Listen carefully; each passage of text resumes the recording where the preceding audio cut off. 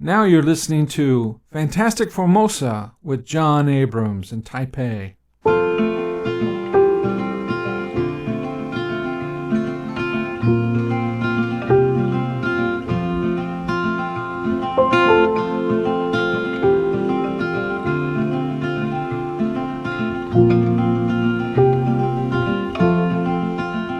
All right, we are back with Ross Feingold. Growing up in New York, he's very familiar with legal issues, got a JD in law, and he knows politics. Well, thanks for having me back, John. We're looking at the U.S. Election coming up this year. Actually, it's already begun, and it's quite an unusual election year. I've never seen anything like it. But, John, doesn't somebody say that in every big election? You know, they always say, never seen anything like it, or it's the most important election of your lifetime. Yeah, they do, but I never believed them. And the other thing they say is, if so-and-so wins, I'm going to leave the country. Of course, that doesn't apply to us because we've already left the United States. But every election, there's always people saying, if the other side wins, not my side, the side I'm not voting for, if that candidate wins, I'm leaving the country. Well, that started in the Vietnam War, where people would say if Nixon won, he was leaving the country. They would go to France or Canada or something. Why would France or Canada want them? I don't understand either. But back then in the day, I remember that was a common phrase when he won in 1972, I think. And they said, I'm just leaving the country. I'm not going to tolerate this. And he won in 68, and then he won again in 72. And part of the reason he won was the China opening. He went to China. Mm-hmm. You know, only Nixon can go to China. Because he was a big anti-communist in the 50s and 60s. Yes, he was. And, that saved him in the election, I guess. So he, that started back then when I was a kid. But I never heard anybody say they were going to leave the country if Clinton won. Or if Obama won, I'm going to leave the country. There were conservatives who said that. Oh, where would they go? Into Montana? Somewhere more conservative. Where in the world would that? But that wasn't as dramatic as hearing it from the left, the Democrats, the folks that were fighting against the Vietnam War. But again, we always say, well, if you want to go home or go away or leave the country, there's the bus or there's the plane. Okay. Well, my confusion is that Trump just seems to be this survivor. He just seems like the man. Nobody can take this man down. He's just unbelievable. Well, as Trump famously once said, he could shoot someone on Fifth Avenue, but the support that he has among American voters would stay the same. Yeah, I think that's probably true. Well, hopefully he won't shoot anyone on Fifth Avenue. I don't think, at this point, the Americans care. The real fear I have is that, that there will be riots if he wins, that there will be upheaval. You don't think there'll be riots if he loses? What happened on January 6, 2021? Well, that was a few hours of mayhem. That was a riot. Okay, it was a few hours of riot. They rioted and they invaded the United States Congress. But that's happened before. Well, it's happened in other countries, like in Taiwan, when the sunflowers raided the Legislative Yuan in 2014. 20 days, right? Occupied. More than that. It was recently the 10th anniversary. Well, that would have been, that's comparing that to Trump's day. I don't know. That wasn't too bad. Well, I think we should just make it abundantly clear that if Trump wins, we don't want Biden supporters to riot, and if Biden wins, we don't want Trump supporters to riot. I agree totally. Yeah, yes, no riot. We have a no riot policy. Nobody seems to be happy about any. Well, based on the polls, we being the United States, we're a very evenly split country. Right. The national polling Americans across the United States shows them pretty much split even. 50-50. And the swing state polls, a lot of them showing Trump doing a little bit better than Biden, but Biden is still very competitive in the swing states. And here's another thing for the listeners to keep in mind, John. It's still early. We are still more than 6 months away from Election Day. So a lot could change between now and then. Right. Oh, yeah. Yeah. We call it the October surprise, right? Well, there could be a May surprise, Yeah, right? all right. With these two guys, you never know what, Biden his health is clearly an issue. His son is Hunter Biden's business activities are under investigation, Right. and also he's facing criminal charges. Trump is facing criminal charges in 4 different locations, large civil case judgments as well. Trump's health up to now has been extraordinary, Yes. but you never know when someone of his age and he's not in good physical shape. Right. He's overweight. You never know when he might have a health scare as well. Of course. Yeah. Yeah, either one of the men are, in their 70s, right? Well, Biden's already over 80. Wow. Okay.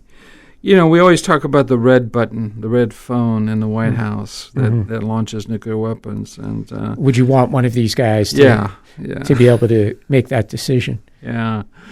I do not, actually. Well, to be fair to President Trump, during his first 4 years, he might have a second 4 years. During his first 4 years in office, Wow, that would be amazing. he was. Are you being partisan? That would be shocking, yeah, that he survived to be 90 and still be in the White House. During his first 4 years, he clearly had a reluctance to engage in military hostilities. He was reluctant to send U.S. troops into action. And I suppose one could say to his credit. So there was some U.S. troops who were already on the ground in a few places when he became president. Syria, for example, Right. Iraq, Afghanistan. But he didn't get the United States into any wars. He did approve assassinating the Iranian General Soleimani. Right. But that wasn't a big U.S. boots on the ground military operation. It was just sending a missile to take out one guy. Yeah, it was a very unusual missile, if I recall. Well, the unusual thing, frankly, is that President Trump was even willing to do that, because that was in January of 2020, so he was entering his final year of his first term.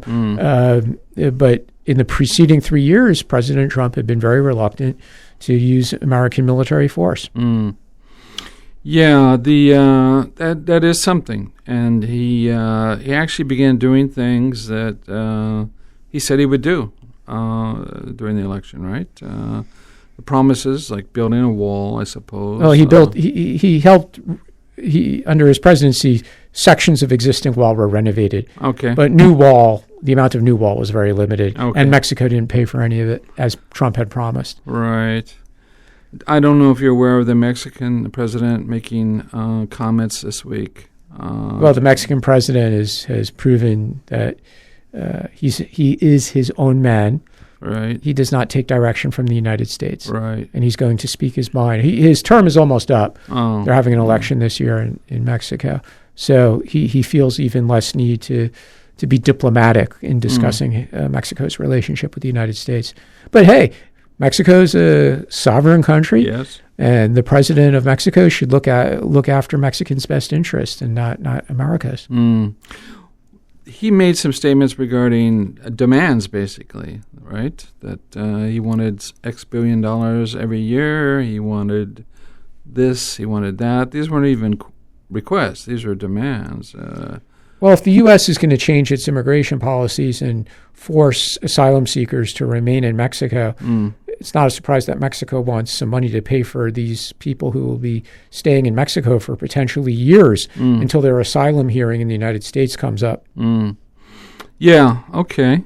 But many of them are Mexicans, right? But a lot of them are not. Right. Okay. Mexicans typically are not making asylum claims. They're typically economic migrants. Right, right. The asylum claimants are typically coming from Central and South America. places like Guatemala, Nicaragua, Ecuador, Venezuela. China, increasingly, there's people coming across the southern border from China, and they're making asylum claims, for example, based on religious persecution. If they're Christian, they're saying they've been persecuted for being a Christian. Is it true? Well, that's why there's a process. That's why under international humanitarian law, you're supposed to give asylum seekers a chance to make their claim. Right. That can take a long time. The backlog is many, many years, and without more resources, more immigration judges, then the backlog is going to continue to grow. We're not going to reduce it. I see. Well, okay. So this election's basically already started. Yep, that's fair to say, because the primaries are now over. Even though it's very early, it was only in March, but President Biden had very limited opposition, so he quickly amassed enough delegates to win the Democrat nomination. And the same thing for Trump. Most of the candidates on the Republican side had already dropped out by the time the primaries began. And then when the primaries began, the remaining candidates challenging him, they dropped out. So he has now amassed enough delegates at the Republican National Convention to be nominated. So yes, we have moved very quickly from the primary season into the general election season, even though this move was only in March, which is much earlier than it's been in the past. All right. The Democratic convention is where this year? I thought it was in Chicago. Yes, that's right, Chicago. Okay. Chicago's not been a good place for the Democrats. Well, a lot of people remember the mayhem that occurred in 1968 at the Democrats' presidential convention, which was in Chicago. A lot of protests against the Vietnam War. The riots, yeah. They call it a police riot, apparently. Well, they're just blaming the police. Yeah, well, based on the video, it was quite violent. But, okay. And the Republicans will be in one of the significant swing states. It'll be in Milwaukee, Wisconsin. All right. And Wisconsin is really a perfect example of a swing state, which could go for the Republican or it could go for the Democrat. And the margin of victory could be very, very small, 10,000, 20,000, 30,000 votes. Yeah, all right.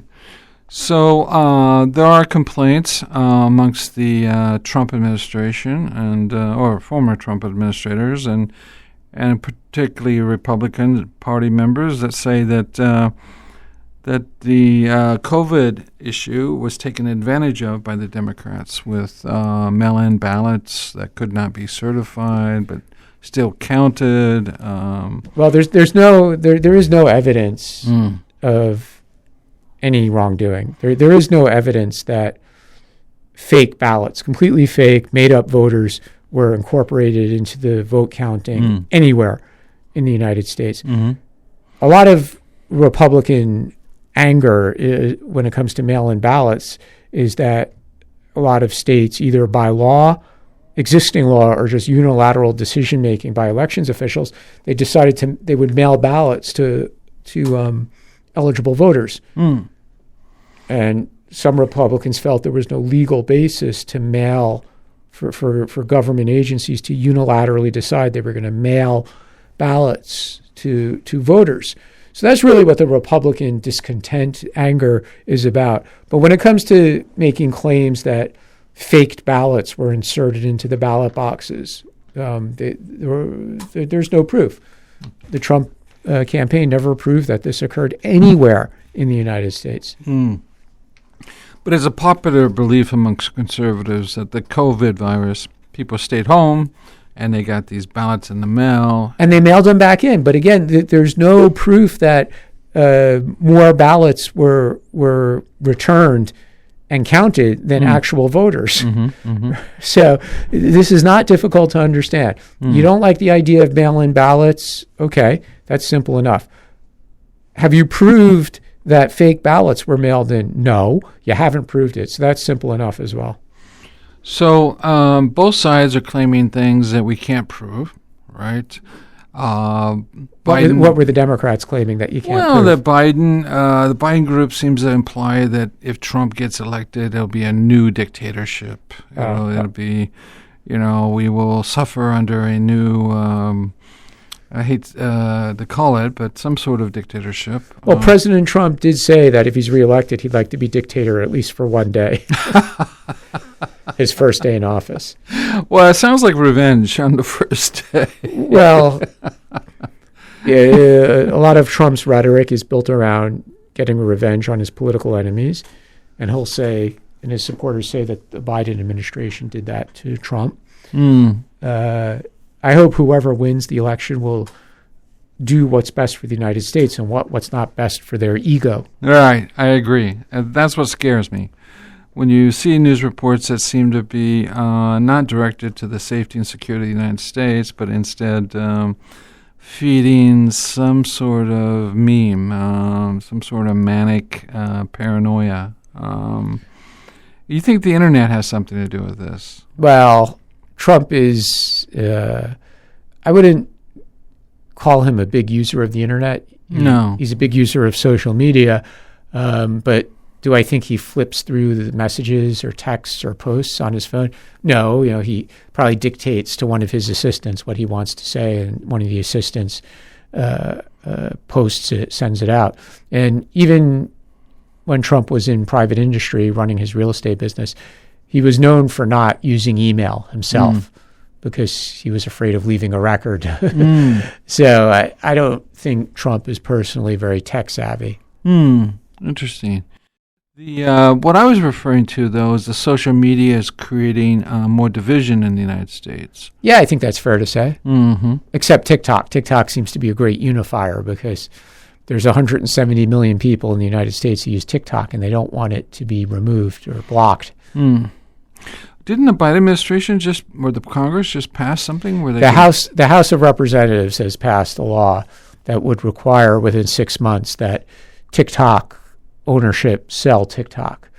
So the law would ban companies in countries of concern from owning a social media platform like TikTok. This law, or this bill has not passed the Senate yet. We don't know if it will pass the Senate. We don't know if the Senate will bring it up for a vote.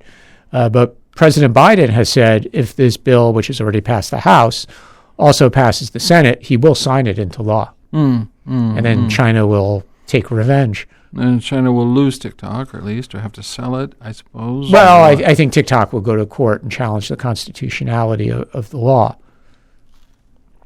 There was a time when I was in college, I remember reading that foreign governments could not own media outlets in the United States. Yeah, but that applied to traditional television and Newspaper, newspapers. yes, It didn't apply to social media on the internet. Should that be reconsidered?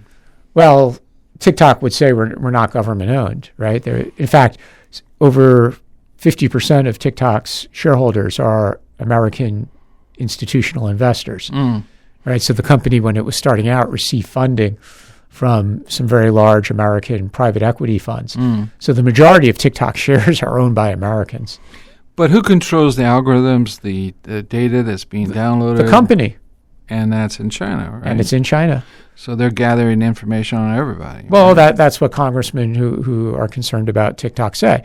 They say it's a company that's based in China, has to follow Chinese laws, and it's collecting data and private information about tens of millions of Americans as well as people in other countries worldwide. TikTok says the data we collect from Americans is stored on servers in Texas and Singapore, and we don't send that data to China. I have a hard time believing that. But well, they've been caught a few times where staff at headquarters in China were able to access user information about users in the United States. So when TikTok says that user information is stored in Singapore and Texas and it's not sent to China, history shows us that executives, staff at headquarters in China actually have been able to access user data. So do you think that is a threat to the United States? potentially? Well, I don't think it's much of a threat if TikTok has data about teenagers and videos of the teenagers dancing or whatever it is that they do. Yeah, I agree. Yes, I think it's a bit. I don't use it, but I've seen some of these. Well, you're not a teenager anymore. I wish I were. Do you use it? No, I don't, but I have an account on a different platform owned by the same company, the company that owns TikTok. It's called ByteDance. And what? ByteDance. Byte? BYTE. Oh, as in, okay. Computer bytes. Yes, ByteDance. They own TikTok. They also own a platform in China called Jinri Toutiao. And I have an account on Jinri Toutiao. So what does this account do exactly for you? Well, it's kind of like a combination of YouTube and Twitter. So you could do short text messages. You could upload videos. You could upload photos.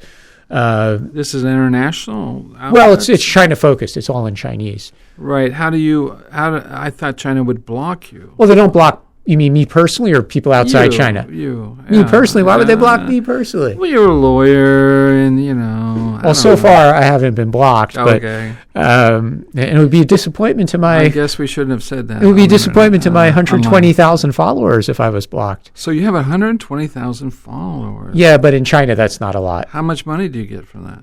It's pennies. Really? Wait a minute. Tell me the truth. Yeah, that's the truth. Well, I can't even extract the money because you need to have a Chinese bank account. I don't have one. So you get fan mail. Well, they can send you private messages. So yes, I get a lot of hate mail. Hate mail. Yeah. Everybody gets hate mail. Yeah. So in this business. That is a China focused. Right. So the interface is all in Chinese. They don't do it in foreign language. What are you doing with the hate mail? Do you respond to hate mail? Well, sometimes I make a screenshot of the hate mail and I post it out for everyone to see. All right. I've done that. I did that recently and got in trouble. But, I don't feel you should exactly respond to every complaint. Well, I can't possibly respond to everyone because there's too many. Oh, my God. Well, when you have over 100,000 followers, you're going to get a lot of messages, right? So if I post something about a political event in Taiwan, for example, right, there might be people who comment about that event in response to my post, but there might be some hate mail directed at me as well. It's just I can't possibly. There's not enough time. There are not enough hours in a day to respond to all the hate mail that comes in. People hate me because I live in Taiwan, or they hate me because I'm American, or they hate me because I'm Jewish. So I get a lot of hate mail on my Chinese social media account. Even I hate you. Well, you could stop inviting me to the show. How does that sound, John? You're too smart. I need analysis. I need some people who give interesting comments and Thanks. Yeah. I will say this about Chinese social media users. They are watching the U.S. presidential election quite closely. I bet they are, yes. And they have negative views about both Trump and Biden. Really? I thought they would just be anti-Trump totally. No, they're anti-Trump as well as anti-Biden. I mean, they don't. So in America, Trump supporters or people who worked in the Trump administration, they'll say Biden is soft on China and the Biden administration is soft on China. But Chinese social media users, they see they see Trump and Biden when it comes to China policy the same. They see in President Biden, they see somebody who's imposed strict restrictions on the export of different types of technology to China. So a lot of most advanced semiconductor-related equipment cannot be sold to China. That's a decision of the Biden administration.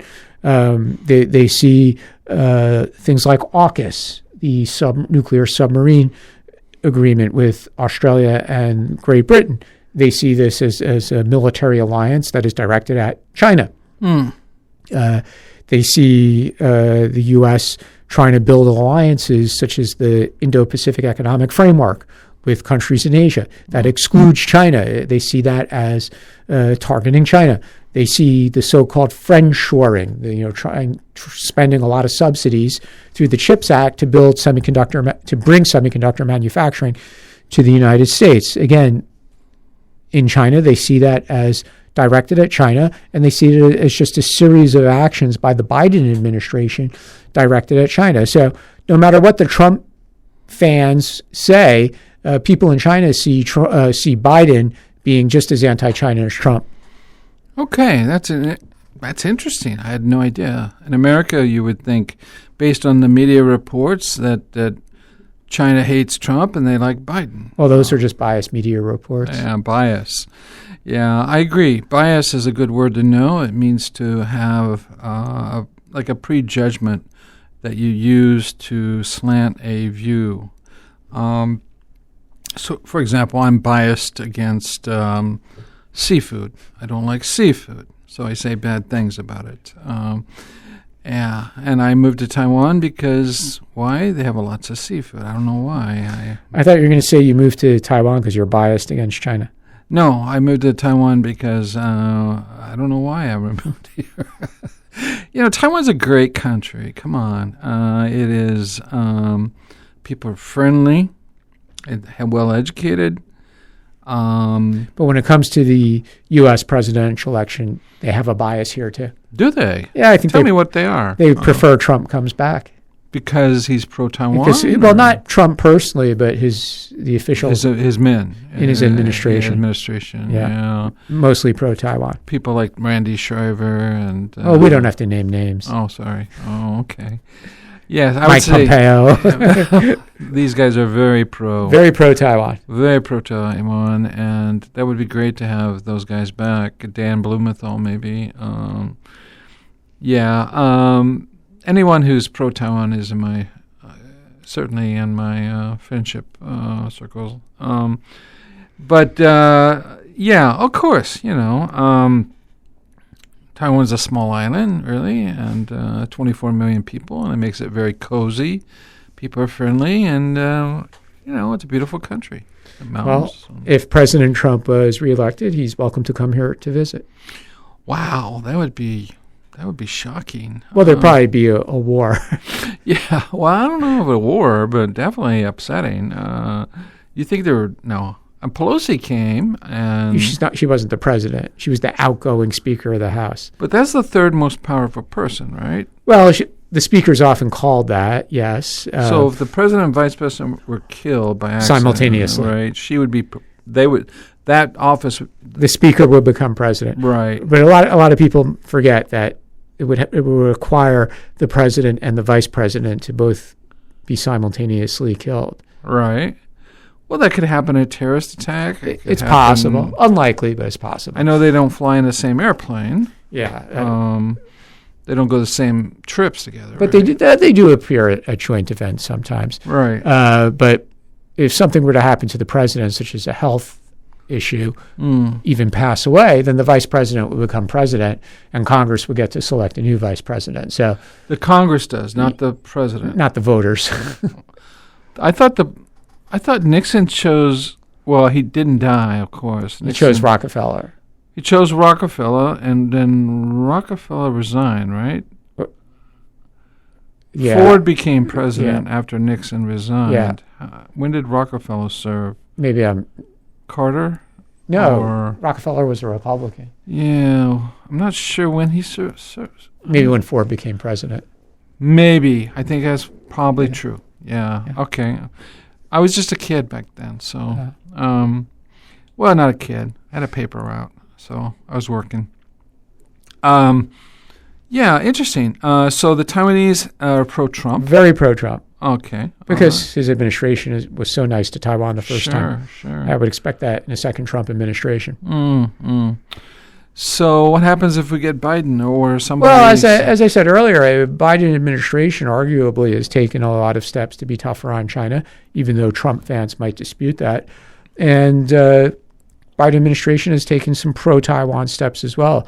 Continue to approve weapon sales to Taiwan. The dollar amount is not as large as in the Trump administration because the Trump administration approved the sale of two very high-priced items. These were the tanks, Abrams tanks, and the F-16 fighter jets.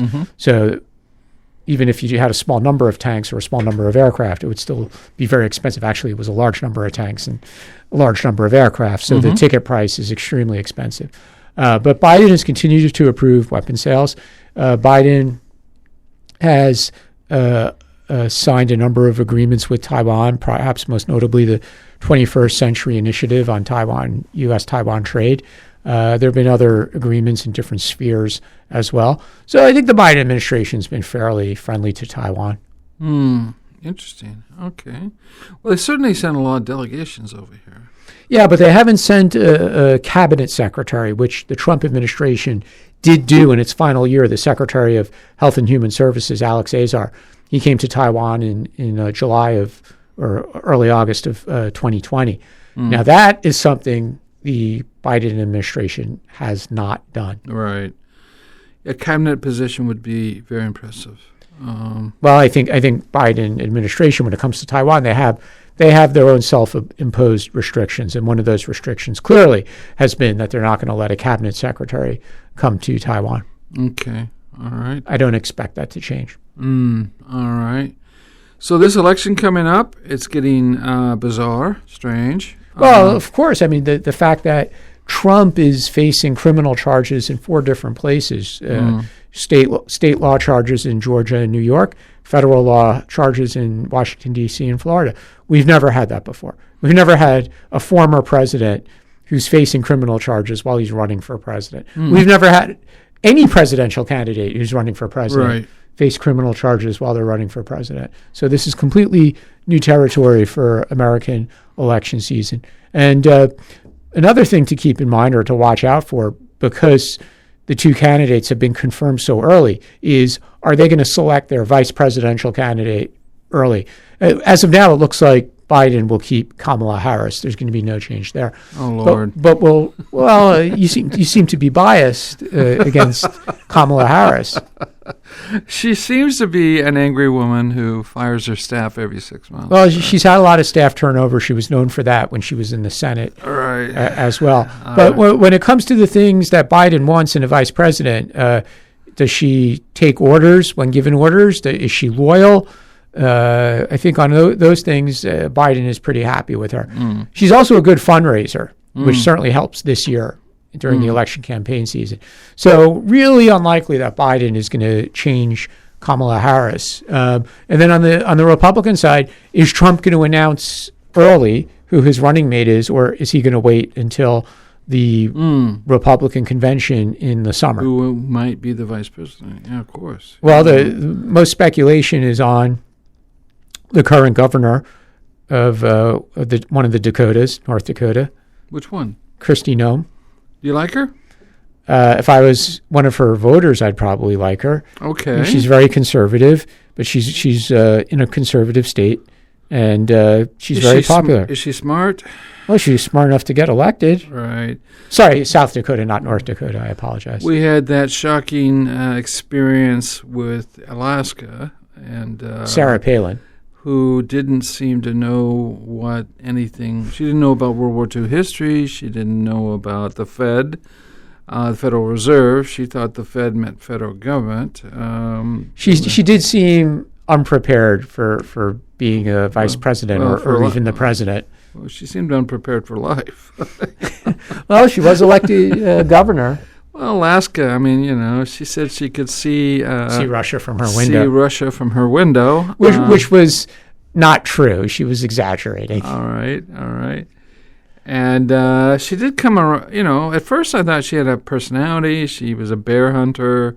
We thought of her as rugged, and, she had been a beauty queen. Yeah, initially that made her a popular choice. And a weather reporter. Nobody had heard of her, though, so in the first moments of introducing her to America, like you just said, there were these positive qualities that a lot of people were like, hey, that sounds great. She was not somebody who had been in the national eye prior to that. She wasn't a frequent guest on national television programs. This was before Twitter was big, so she wasn't on Twitter. So she was a new face, a fresh face, and she had these positive things about her. But then as the weeks went by in August and September and October of 2008, it became clear that she really was inexperienced. Right.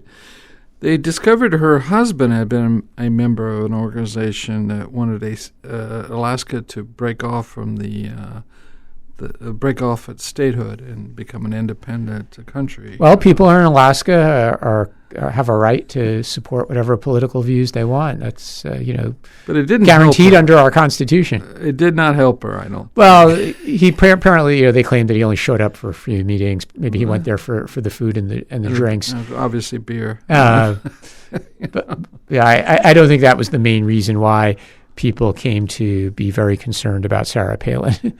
Well, it was one of the issues because there were complaints about due diligence. What we mean by due diligence is doing a background check.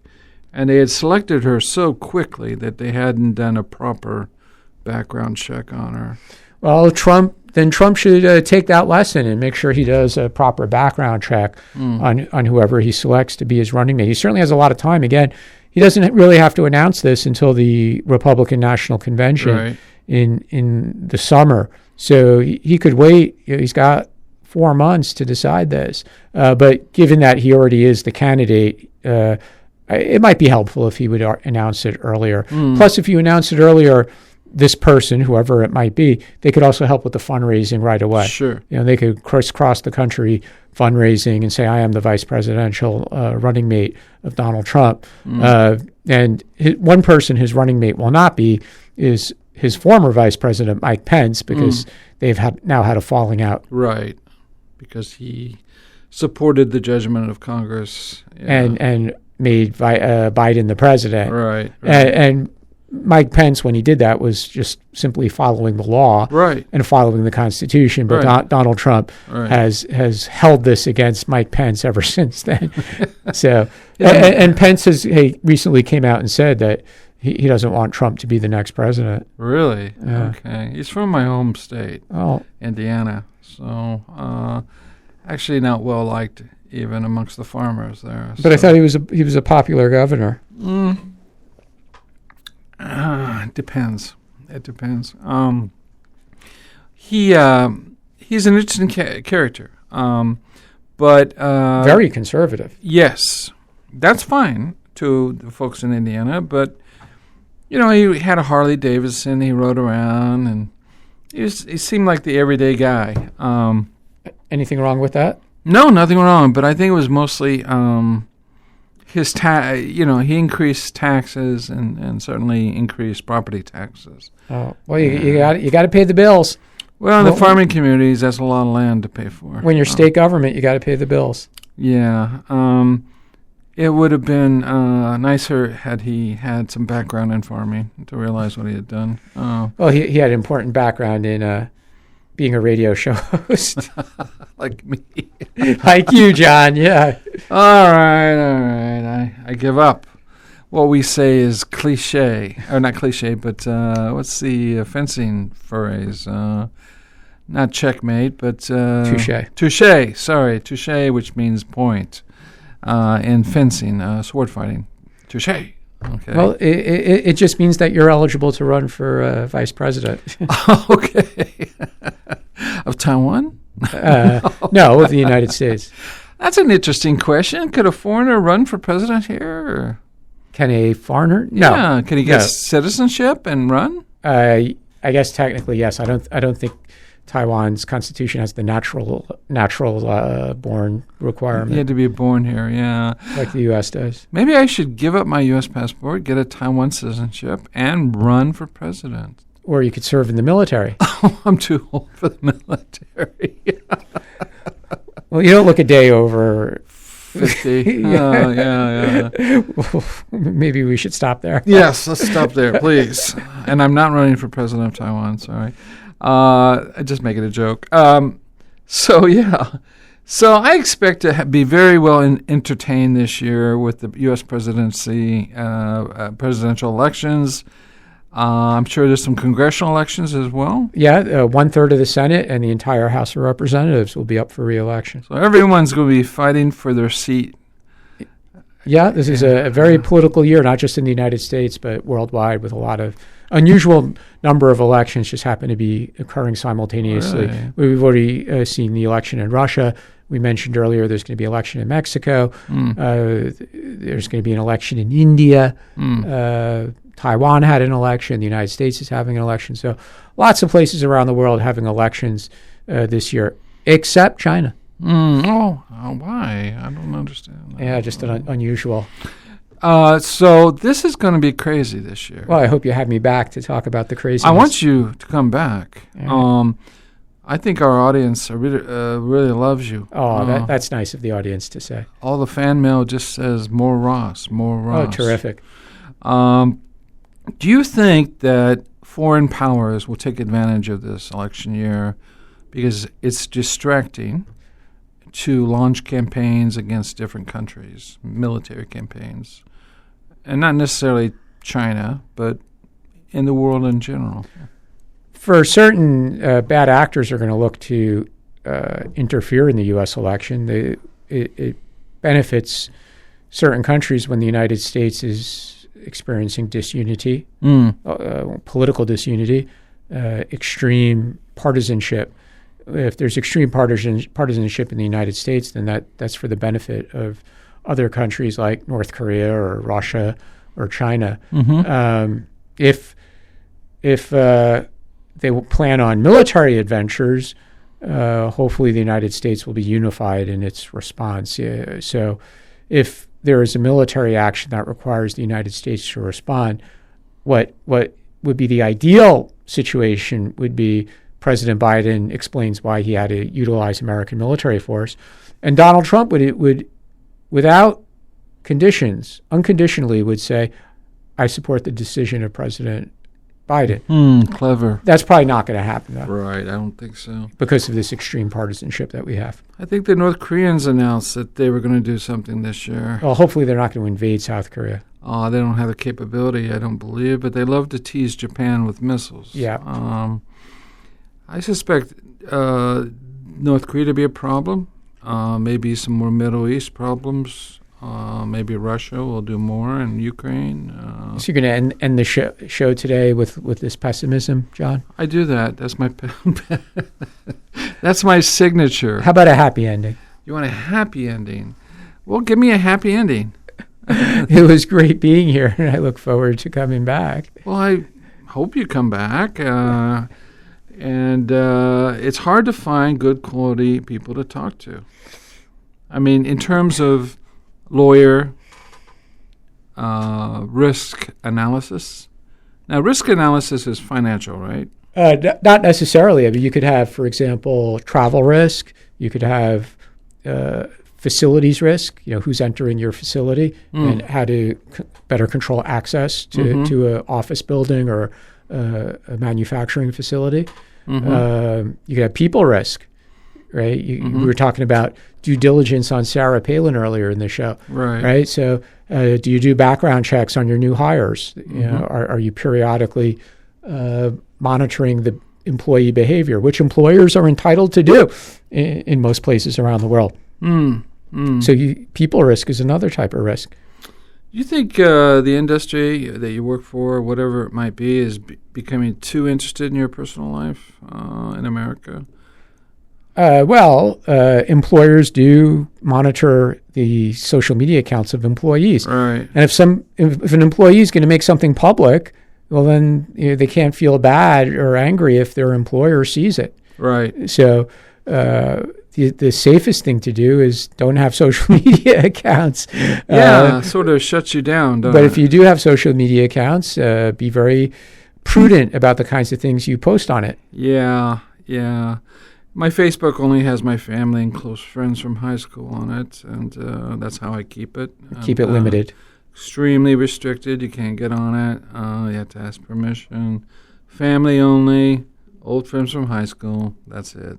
So, look, thanks a lot for coming. I much appreciate it. Thank you for having me, John. And come back, please, real soon. Absolutely. Cheers.